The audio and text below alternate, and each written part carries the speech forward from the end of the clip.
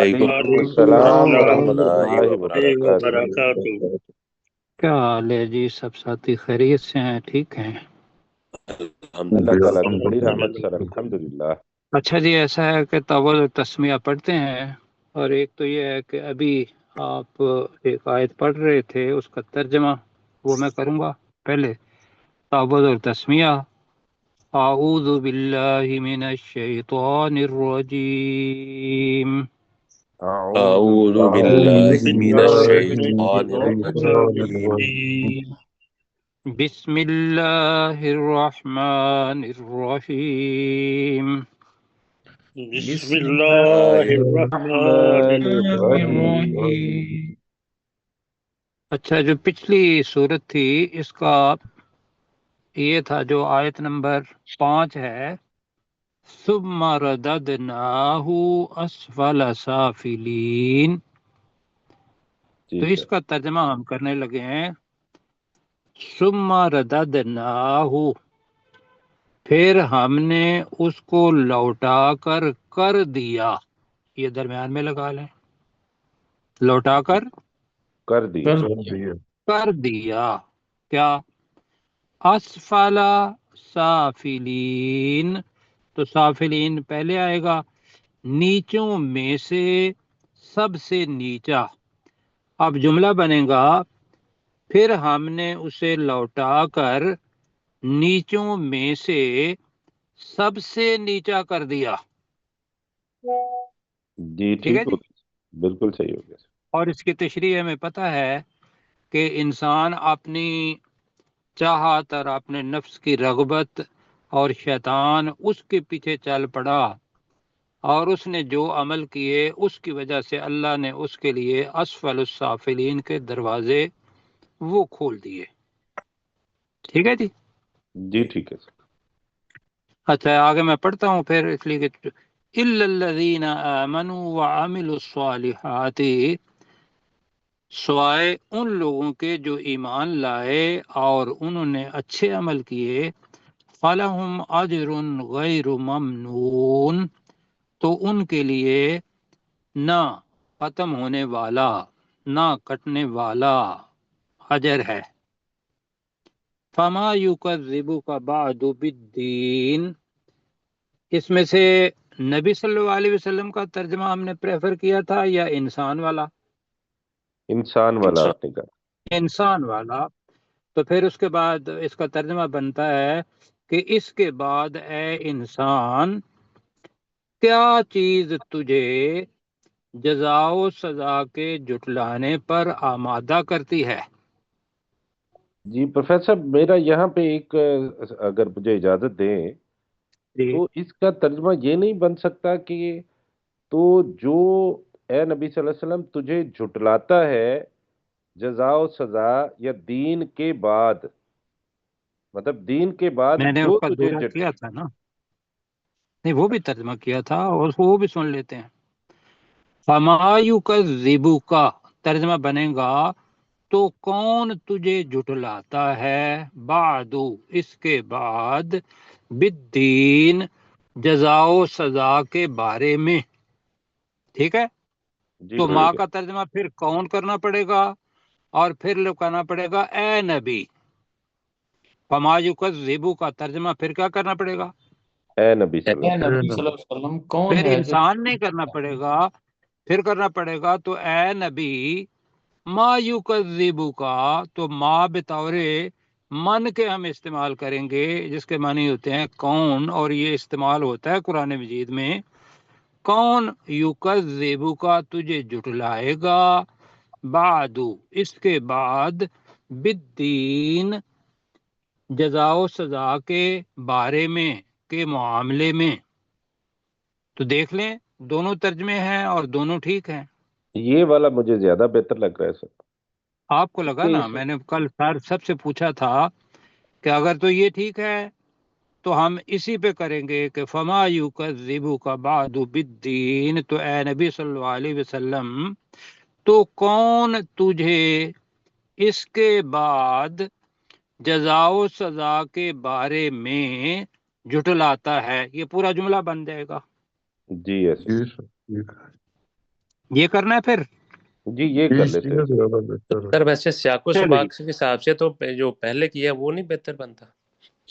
نہیں آپ دونوں ترجمے کر لیں، دونوں کو جی کہیں ٹھیک ہے غیر ممنون، تو فما یکذبک بعد بالدین، تو اے نبی صلی اللہ علیہ وسلم ماں کا ترجمہ کریں گے کون، یکذبک تجھے جٹلاتا ہے، بعد اس کے بعد، بالدین جزا و سزا کے بارے میں،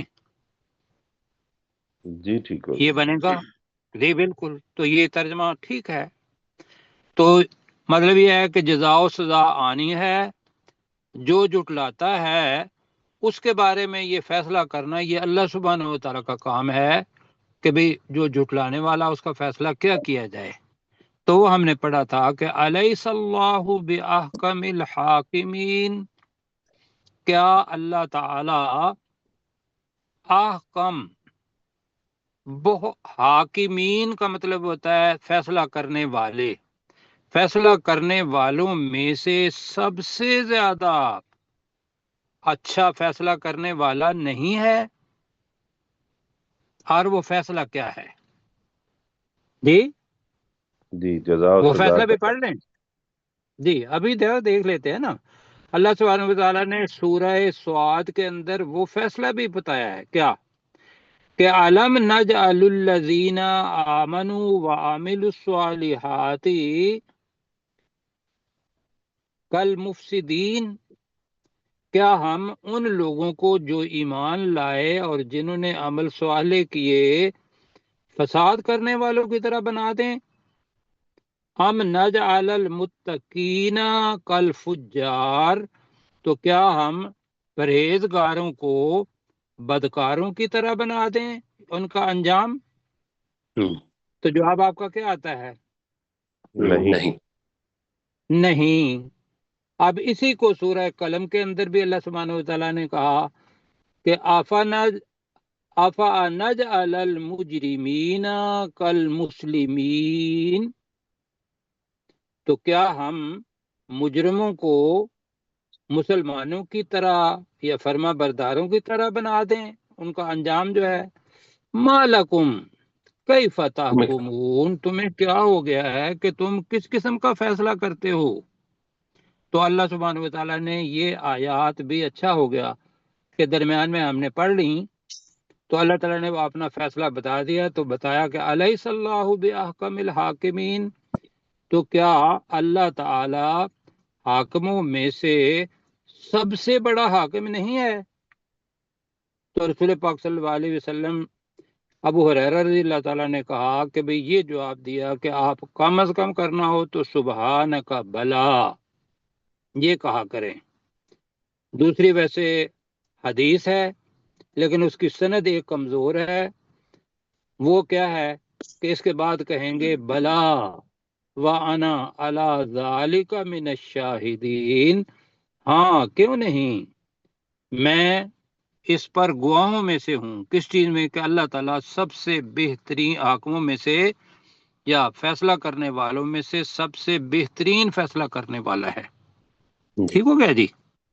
جی سر۔ جی سر۔ اچھا جی، اب سورۃ العلق،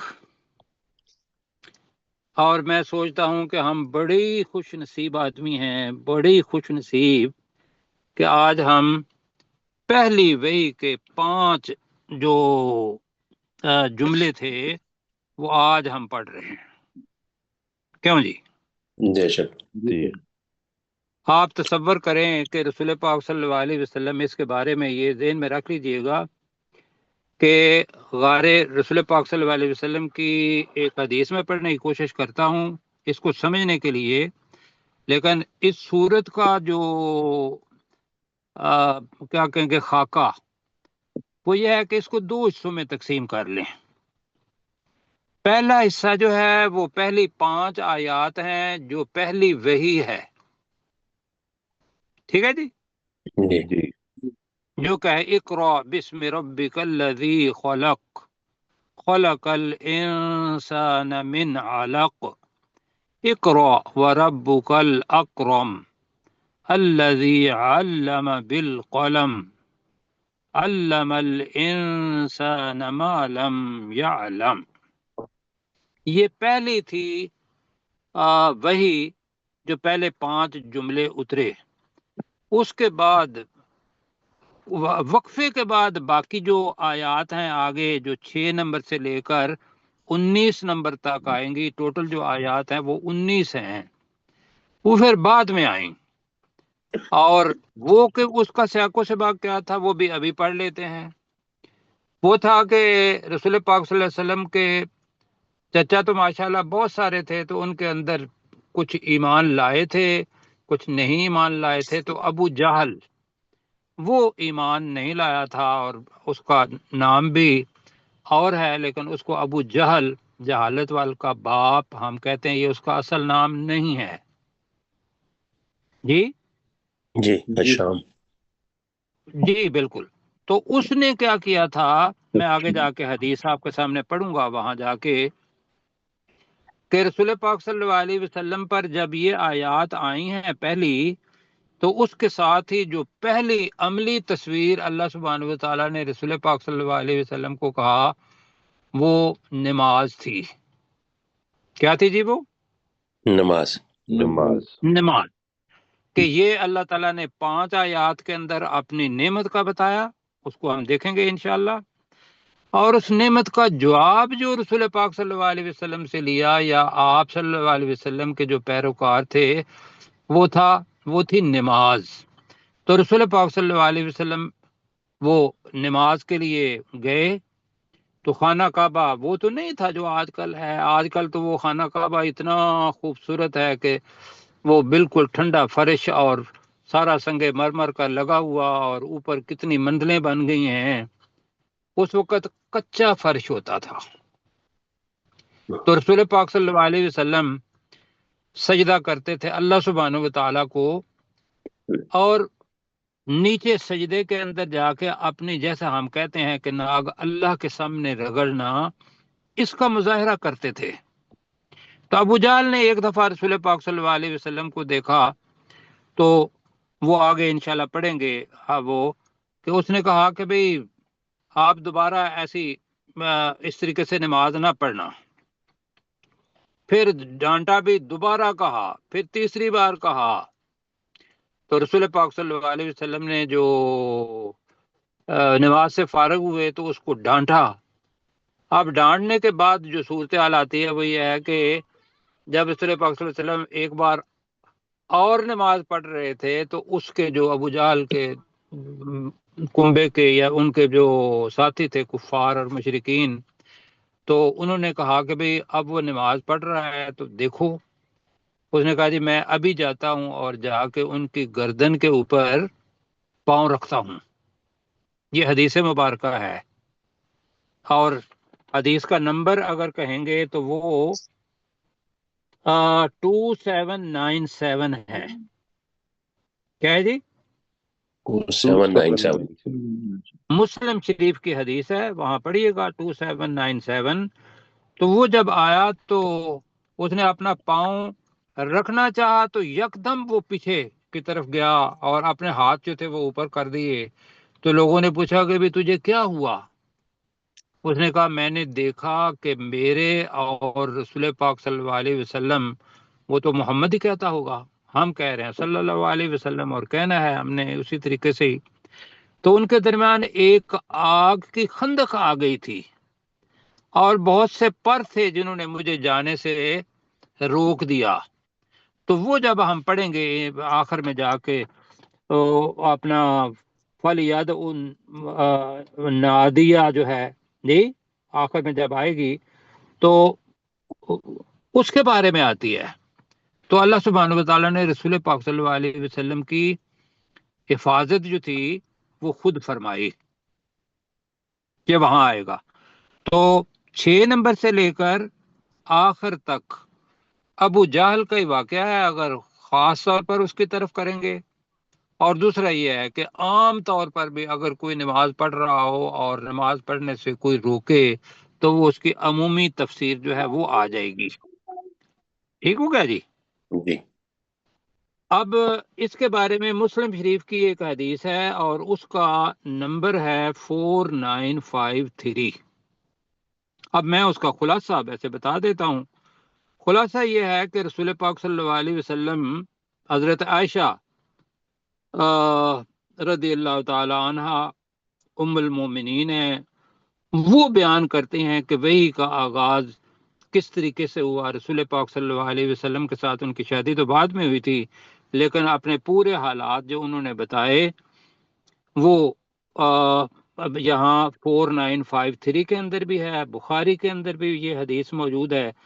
تو وہ بتایا انہوں نے کہ کانا اول ما بدی بہ رسول اللہ صلی اللہ علیہ وآلہ وسلم الرؤیا الصادقہ فی النوم، کہ وحی کا جب آغاز اس طریقے سے ہوا کہ رسول پاک صلی اللہ علیہ وسلم کو سچے خواب آنے شروع ہوئے۔ پہلی علامت کیا تھی جی؟ سچے خواب آنے چاہیے۔ سچے خواب۔ آگے پھر آ جاتا ہے کہ یہ خواب کب آتے تھے، کہ فجر جب تہجد کا وقت ہوتا تھا وہ ٹائم بتایا، اور آگے بتایا کہ اس کے بعد رسول پاک صلی اللہ علیہ وسلم سے ثم حبب الیہ الخلا فکان یلحق۔ خلا کا مطلب یہ ہوتا ہے کہ اکیلا پن، کہ دوسری چیز جو تھی آپ تنہائی پسند ہو گئے۔ آگے اب جب تنہائی پسند ہوئے تو فَيَتَحَنَّسْ فِي، یہ الفاظ آتے ہیں کہ وہ پھر حنس عربی کے اندر کہتے ہیں کہ اکیلے بیٹھ کے غور و فکر کرنا کہ یہ کائنات کیسے بنی ہے، خالق کون ہے، تو اس کو تحنس کہتے ہیں۔ تے ہا نون اور سا، یہ عبادت کا ایک طریقہ نہیں پتا تھا اس وقت۔ کیوں جی؟ پہلے پڑھا نا، ہم نے پڑھا تھا کہ وجدہ کا ضالم، آگے کیا ہے؟ فہدا، فہدا، کہ ناواقف راہ پایا اور پھر تو رہنمائی دی۔ ہدایت دی۔ تو اللہ سبحانہ و تعالیٰ نے یہ ذہن میں رکھیے گا کہ جب یہ سارا معاملہ ہوا ہے، رسول پاک صلی اللہ علیہ وسلم غار حرا کے اندر گئے ہیں، تو پہلا یہ بتایا کہ وہ تنہائی پسند ہو گئے۔ پھر رسول پاک صلی اللہ علیہ وسلم فرماتے ہیں کہ ایک دن ایک فرشتہ آیا اور اس نے کہا کہ اقرأ، اور رسول پاک صلی اللہ علیہ وسلم فرماتے ہیں کہ میں نے کہا کہ ما انا بقاری، کہ میں پڑھ نہیں سکتا ہوں۔ قال فاخذنی، رسول پاک صلی اللہ علیہ وسلم نے فرمایا کہ اس فرشتے نے مجھے پکڑا، تغتنی، اس نے مجھے خوب بھینچا، حتی بالغ منی جہد، یہاں تک کہ میرے اندر جو برداشت کی قوت تھی وہ جاتی رہی۔ ثم ارسلنی، پھر اس نے مجھے چھوڑ دیا، اور آگے حدیث چلتی ہے کہ پھر کہا اقرأ، تو رسول پاک صلی اللہ علیہ وسلم نے دوبارہ کہا کہ ما انا بقاری۔ پھر رسول پاک صلی اللہ علیہ وسلم فرماتے ہیں کہ اس نے دوبارہ مجھے لے کے پکڑا اور خوب بھینچا اپنے ساتھ لگا کے، یہاں تک کہ میری وہ حتی بالغ منی الجہد جو ہے وہ جاتی رہی، برداشت، قوت برداشت۔ ثم ارسلنی، تو پھر اس نے مجھے چھوڑ دیا۔ تیسری بار جب انہوں نے کہا، فرشتے نے مطلب یہ کہا، تو یہاں سے پتہ کیا چلتا ہے؟ قاری کا مطلب کیا ہے؟ کہ میں پڑھ نہیں سکتا۔ کیا پتہ چلتا ہے؟ کہ کوئی چیز ہے جو پڑھنے والی تھی، جی، ورنہ کیا ہوتا اگر صرف آپ کو ہی کہا جائے کہ بھئی آپ کہیں اقرأ، آپ سن رہے ہیں، آپ کہیں گے اقرأ یا نہیں کہیں گے؟ کہیں گے۔ کہیں گے، اس لیے کہ سن کے وہ تو پتہ یہ چلتا ہے، جو مفسرین بتاتے ہیں کہ یہاں جو صورتحال ہے کہ کوئی ایسی چیز تھی جس کو پڑھنا تھا، اور رسول پاک صلی اللہ علیہ وسلم نے اس لیے کہا کہ ما آنا بقاری، لمبی حدیث ہے۔ تو آگے آتا ہے فقال، تیسری بار جب کہا تو فقال اقرأ بسم ربک الذی خلق، خلق الانسان من علق، اقرأ وربکل اکرم الذی علم بالقلم علم الانسان ما لم یعلم. کتنی آیات ہوئیں؟ 5. 5. اب حضرت عائشہ فرماتی ہیں کہ فراجع بہا رسول اللہ صلی اللہ علیہ وآلہ وسلم، تو رسول پاک صلی اللہ علیہ وسلم ان آیات کے ساتھ وہاں سے واپس لوٹے. کہاں تھے یہ؟ غار حرا میں. غار حرا. باقاعدہ ہے کہ ثم ارسلنی بغار حرا، اس کے لفظ آتا ہے. میں اس لیے کہہ رہا ہوں کہ ابھی ایک بہت بڑے لرنڈ ساتھی ہیں جو اپنے آپ کو کافی کہتے ہیں، وہ آپ دیکھ رہے ہوں گے میڈیا پر کہ غار حرا کا تو کوئی تصور نہیں ہے اور کوئی نہیں، یہ سب جو کچھ تھا 1400 سال تک وہ ویسے ہی لوگ کہتے رہے ہیں. آپ نے شاید پڑھا ہو، نہیں پڑھا. اگر پڑھا ہے تو ذہن میں یہ رکھنا ہے کہ یہ حدیث جو میں آپ کو بار بار کہہ رہا ہوں 4953 بخاری شریف کے، مسلم شریف کا ہے، بخاری شریف کے اندر ہے 4953 سوری، اور مسلم شریف کے اندر بھی یہ موجود ہے. تو اس میں غار حرا کا باقاعدہ ذکر ہے. اب وہ کہتے ہیں کہ رسول پاک صلی اللہ علیہ وسلم جب واپس آئے تو ترجفو بوادروہ، وہ گھبراہٹ کے ان کے مونڈے اور گردن کے ارد گرد جو گوشت تھا وہ پھڑک رہا تھا. تو جب وہ حضرت خدیجہ کے پاس آئے تو انہوں نے کہا زملونی زملونی. کیا مطلب ہے زملونی؟ مجھے چادر اڑا دو. جی، مجھے چادر اڑا دو، مجھے چادر اڑا دو. وہاں جو 5-6 صفات حضرت خدیجہ رضی اللہ، یہ لمبی حدیث ہے، ساتھی اس کو نوٹ کریں اور اس کو پڑھیں. بہت لمبی حدیث ہے، آپ اس کو الفاظ خود پڑھیں گے تو آپ کو پتہ چلے گا. تو اس وقت جو پہلا لفظ تھا نا رسول پاک صلی اللہ علیہ وسلم کو حضرت خدیجہ نے جو کہا، اب یہ رسول بن چکے ہیں، رسول پاک اللہ کی طرف سے رسول بن چکے ہیں. بن چکے ہیں.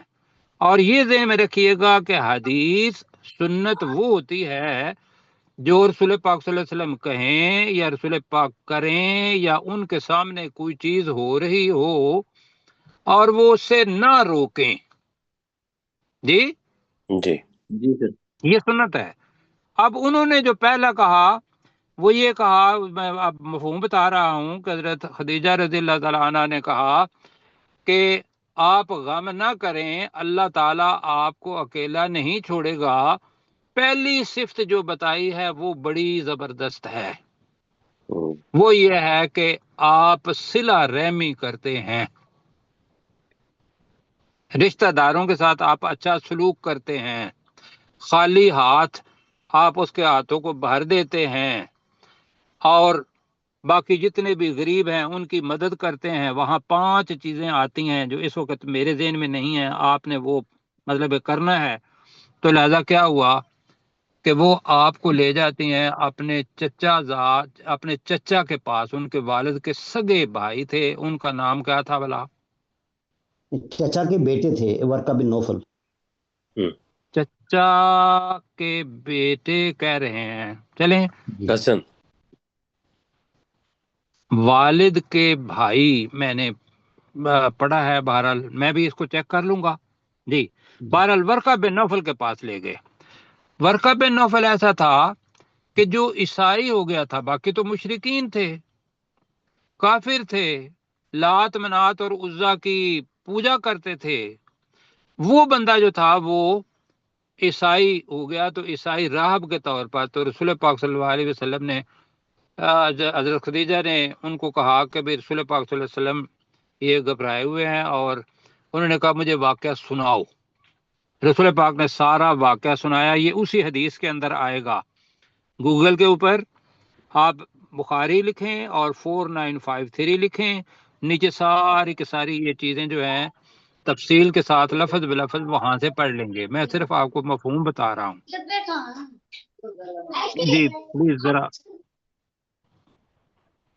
جی اب اس وقت اس بزرگ نے مطلب یہ کہا کہ میں ڈر رہا ہوں کہ ایک وقت وہ آئے گا جب مکہ والے لوگ آپ کو یہاں سے نکال دیں گے. تو رسول پاک صلی اللہ علیہ وسلم نے بڑی حیرت کا اظہار کیا کہ میرے لوگ مجھے مکہ سے نکال دیں گے. تو انہوں نے بتایا کہ یہ وہی ناموس ہے، وہی فرشتہ ہے جو حضرت موسیٰ علیہ السلام پر آیا تھا. اور یہاں یہ ہے کہ ان ایسے صداقت جب بھی آئی ہے کسی رسول کے پاس تو لوگوں نے ان کو اس جگہ سے نکالا ہی ہے. کاش میں اس وقت زندہ ہوتا، جوان ہوتا، تو میں آپ کی مدد کرتا. اس کے بعد ورقہ بن نوفل فوت ہو گیا تھا. تو یہ بہرحال میں اس لیے بتا رہا ہوں کہ یہ حدیث مبارکہ ہے جو ان 5 آیات کا کیا کہیں گے ابتدائیہ یا دیباچے کے طور پر ہم نے یاد رکھنا ہے. ٹھیک ہے جی. جی اب پڑھتے ہیں یہاں اس حدیث اپنا آیات کی طرف آتے ہیں. وقت ہمارے پاس 12 منٹ ہیں، لیکن انشاءاللہ اچھا رہے گا کہ آپ کو یا مجھے یہ ساری چیزیں ساتھ یاد رہیں گی. بسم اللہ الرحمن الرحیم، اللہ کے نام کے ساتھ جو بہت زیادہ رحم کرنے والا اور انتہائی مہربان ہے. اب یہ 5 آیات عظیم کتنی ہیں. پہلے بھی ہمیں آپ کو پتا ہے کہ اللہ سبحانہ و تعالیٰ جب اپنے بارے میں بتاتا ہے تو پہلے کہتا ہے کہ بھئی وہ جو سنریہم آیاتنا فی الآفاق وفی انفسہم حتی یتبین لہم انہ الحق. وہ آیت ہم پڑھتے ہیں نا. جی یہاں بھی اللہ تعالیٰ نے جو پہلی بات کی ہے وہ تو اقرأ، پڑھ. یہاں سے پتہ چلتا ہے کہ جو تعلیم ہے، جو پڑھائی ہے، اس کی کتنی زیادہ اہمیت ہے. پھر کہا کہ یہ جو اقرأ پڑھنا ہے یہ ایسے نہیں پڑھنا، بسم ربی کا، اپنے رب کے نام کے ساتھ. کیوں جی؟ جی سر. پڑھ اپنے رب کے نام کے ساتھ. مطلب کیا ہے؟ آپ کے ذہن میں کیا آتا ہے کہ جب بھی پڑھیں قرآن مجید کو لے لیتے ہیں، علم کا منبع سب سے بڑا وہ تو یہی ہے. تو یہاں کیا آیا ہوا ہے؟ بسم اللہ پڑھ الرحمن کس سے؟ جی بسم اللہ الرحمن الرحیم. اللہ تعالیٰ نے آگے بتایا ہے کہ جب قرآن پڑھا جائے تو وہ کیا کرو تم، فاستعذ فاستعذ باللہ، تو باللہ. اللہ کے تو اعوذ باللہ وہ فرض ہے. ایسے ہی ہے. جی اس جگہ پہ یہاں آیا اقرأ بسم ربک الذی خلق. یہ میں اس لیے کہہ رہا ہوں کہ ہم جلدی جلدی میں پڑھ دیتے ہیں، الفاظ کے اوپر غور نہیں کرتے، اس کے اندر بڑے سارے سبق پھرے ہوئے ہوتے ہیں. یہاں ہم نے 2 چیزیں سیکھیں. ایک تو اقرأ کا مطلب یہ ہے کہ وہ کوئی کتاب لکھی ہوئی تھی، کوئی چیز تھی جسے پڑھنا تھا حدیث کے مطابق، ورنہ رسول پاک صلی اللہ علیہ وسلم یہ نہ کہتے کہ ما انا بقاری، کہ میں پڑھ نہیں سکتا. پڑھنے والا نہیں ہوں. ورنہ وہ کہتے. بھئی آپ کا دماغ کیا کہتا ہے مجھے بتائیے ذرا. جیسے ایسے ہی ہے نا. تو مفسرین لکھتے ہیں کہ ممکن ہے اللہ سبحانہ و تعالیٰ نے وہ کتاب دکھا دی ہو رسول پاک صلی اللہ علیہ وسلم کو کہ یہ ہے چیز جو میں نے آپ کو دینی ہے. تو وہاں سے اقرأ. دوسری چیز بسم ربی کا، اپنے رب کے نام کے ساتھ. الذی، جس رب نے، خلق، پیدا کیا. یہاں خلق کا نہیں آیا، خلق، جس نے پیدا کیا. اب آپ کے ذہن میں کیا آتا ہے پیدا کیا کا مطلب؟ کس کو پیدا کیا؟ ہر چیز کو پیدا ہر چیز کو، ہر چیز کو.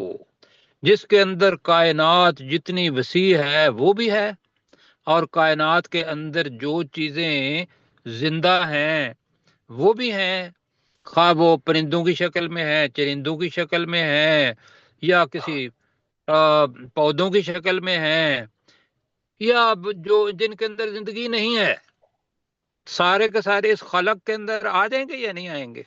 بالکل ہر چیز بالکل. ہاں جی جی، جتنا بھی اسٹرکچر زمین اور آسمان، بلکہ آسمانوں کا ہے، عرش کا ہے، اس زمینوں کا ہے، یا اس زمین کا ہے، اللہ تعالیٰ نے بتایا کہ پہلی تو بات یہ ہے کہ خلق، آگے پھر آ رہا ہے اس پوری مخلوق میں سے، پیدائش میں سے، خلق میں سے اللہ تعالیٰ نے انسان کو کہا خلق الانسان من علق. کیوں جی، کچھ اچھا لگ رہا ہے؟ بہت. اب یہ یہاں پتہ چلتا ہے کہ پوری مخلوقات میں سے ایک انسان کو اللہ سبحانہ و تعالیٰ نے پہلی وحی میں لیا ہے. تو یہ جناب اشرف المخلوقات اور عجز کے ساتھ، انکساری کے ساتھ، اللہ سے ڈرتے ہوئے یہ پتہ چلتا ہے کہ بھی اللہ نے انسان کو احسن تقویم بھی بنایا اور مخلوقات میں سے سب سے زیادہ کرم اور عزت والا بھی بنایا، اشرف المخلوقات جو ہم کہتے ہیں جی. جو اوپر مخلوقات ہیں ان میں سے کسی اور چیز کا نام نہیں لیا تک جن کا بھی نہیں لیا، حالانکہ وہ عبادت کے لیے ہے. اللہ تعالیٰ نے کہا خلق الانسان من علق. اس خالقہ کے اندر فائل چھپا ہوا ہے. کون ہے؟ کون سا فائل ہے؟ اس اللہ نے پیدا کیا. اب مفعول ہے الانسان، یہ اس میں جنس ہے، انسان کو جی من علق. اب علق آپ کے ذہن میں کیا ترجمہ ہے؟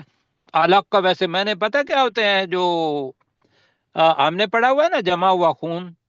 جی. علق کا ترجمہ جو عربی کے اندر ہے وہ ہے چمٹنے والی چیز. علق کا مطلب کیا ہے؟ چمٹنے والی چیز. چمٹنے والی چیز. یہ اس کے معنی یاد رکھنے ہیں جی. یہ جو تعلق ہے، علاقہ ہے اور معلق ہے، یہ سارے کے سارے عین لام قاف، اسی سے یہ الفاظ نکلتے ہیں. اب وہ چمٹنے والی چیز اسی علق کے معنی جونک کے بھی ہیں. یہ پہلے بتایا تھا ہم نے جی کہ جو جنین، علم جنین ہے، ایمبریولوجی ہے، اس کے اندر ہم نے وہ پڑھا تھا سورہ حج کے اندر کہ انا خلقناکم من تراب، بے شک ہم نے تمہیں کس سے پیدا کیا؟ مٹی سے پیدا کیا. مٹی سے پیدا کیا. ثم من نطفۃ، ترجمہ کریں، پھر ٹپکانے ایک قطرہ سے، پھر پانی، پھر ایک بوند سے پیدا کیا. جی، نطفہ سے پیدا کیا. نطفہ کے معنی ہے بوند. ثم من علقہ، ترجمہ کریں، پھر جمے ہوئے خون سے پیدا کیا. ٹھیک ہے، پھر جمے ہوئے خون بنایا، یعنی کہ پیدا کیا کہ یہ تسلسل ہے. پھر ثم من علقہ، ثم من مضغہ، پھر جی ہاں، پھر ایک گوشت کے لوتھڑے سے.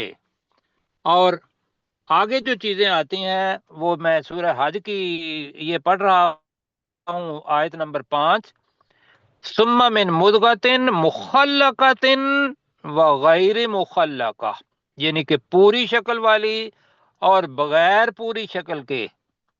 کیوں؟ لنبین لکم، تاکہ تمہارے لیے ہم ظاہر کر دیں، وَيُقِرُّ فِي الْأَرْحَامِ مَا نَشَاءُ إِلَىٰ أَجَلٍ مُّسَمًّى، تو جسے ہم چاہتے ہیں مادر رحم مادر میں، اسے ایک مقررہ مدت تک کے لیے کیا کر دیتے ہیں؟ چھوڑ دے، رکھ دیتے ہیں، قرار وہ حاصل کرتا ہے. ثم نخرجکم طفلا، پھر ہم تمہیں بچہ بنا کر اس دنیا کے اندر پیدا کر دیتے ہیں. تو یہاں اللہ تعالیٰ نے ایک درمیان میں اس کا ذکر کیا علق، جس کے اندر زندگی نہیں ہوتی. جس کے اندر زندگی نہیں ہوتے. نہیں ہوتی. اب اس کے اندر خالقہ الگ کو خالقہ کے ساتھ ملائیں تو پھر پتہ چلے گا کہ وہ جو زندگی نہ ہونے والی وہ پھٹکڑی تھی، پھٹکی کہیں گے، ہاں جی پھٹکی تھی، علق جمع ہوا خون، اس کے اندر جان ڈالنا یہ اللہ سبحانہ و تعالی کی قدرت ہے اور ہمارے لیے ایک نعمت ہے. تو اللہ تعالیٰ نے خلق الانسان من علق. اقرا، اے نبی صلی اللہ علیہ وسلم پڑھ. وَرَبُّكَ الْأَكْرَمُ، اب تعارف ہے کہ تیرا رب الاکرم کا مطلب ہے سب سے زیادہ عزت والا ہے. ٹھیک ہو گیا جی؟ جی الاکرم اللہ کے اسماء میں سے ہے. تو کرم الاکرم سب سے زیادہ عزت والا ہے. الذی علم بالقلم، جس نے قلم کے ساتھ یا قلم کے ذریعے، علامہ کا مطلب کیا ہے؟ سکھایا. سکھایا، جس نے قلم کے ذریعے سکھایا. یعنی کہ علم کی حفاظت کرنی ہو تو زبانیں بھی ہو سکتی ہے، لیکن قلم، علامہ کا مطلب ہوتا ہے تراشنا، جی سر قلم کر دینا ہم کہتے ہیں. تو اس وقت قلم ہی ہوتی تھی. آج کل اس کی جو بھی شکل ہے سافٹ ویئر تک یہ ساری کی ساری قلم بنتی ہے. علم الانسان ما لم یعلم، اور انسان کو سکھایا ما جو لم یعلم، جو وہ ترجمہ کریں جو وہ نہیں جانتا تھا. جی وقت کم ہے، کل انشاءاللہ اس کے اوپر آیت دیکھیں گے. اب میرے ساتھ پڑھیں بسم اللہ الرحمن الرحیم. اللہ کے نام کے ساتھ بہت زیادہ رحم کرنے والا انتہائی مہربان ہے. اللہ کے نام کے ساتھ جو بہت زیادہ رحم کرنے والا اور انتہائی مہربان ہے. اقرأ بسم ربک الذی خلق. نبی صلی اللہ علیہ اپنے رب کے نام کے ساتھ، اپنے رب کے نام کے اے نبی ساتھ، صلی اللہ علیہ وسلم اپنے رب کے نام کے ساتھ پڑھ، جس نے پیدا کیا، پیدا کیا. خلق الانسان، ترجمہ کریں.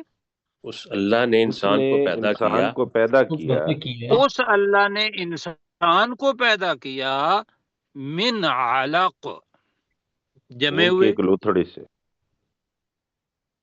جی جمع ہوا خون. لوتھڑا آگے مدغہ بنے گا، یہاں ہوگا جمع ہوئے خون کر لیتے ہیں، جمع ہوئے خون سے. اقرا، اے نبی صلی اللہ علیہ وسلم پڑھ. اقرا، اے نبی صلی اللہ علیہ وسلم پڑھ. وَرَبُّكَ الْأَكْرَمُ، اور تیرا رب سب سے زیادہ عزت والا ہے. زیادہ عزت والا ہے. تیرا رب سب سے زیادہ اکرم، کرم کرنے والا بھی کہہ سکتے ہیں، اکرم سب سے زیادہ عزت والا ہے. ٹھیک ہے جی؟ جی اچھا جی. الذی علم بالقلم، وہ ذات جس نے قلم کے ذریعے سکھایا، وہ ذات جس نے قلم کے ذریعے سکھایا.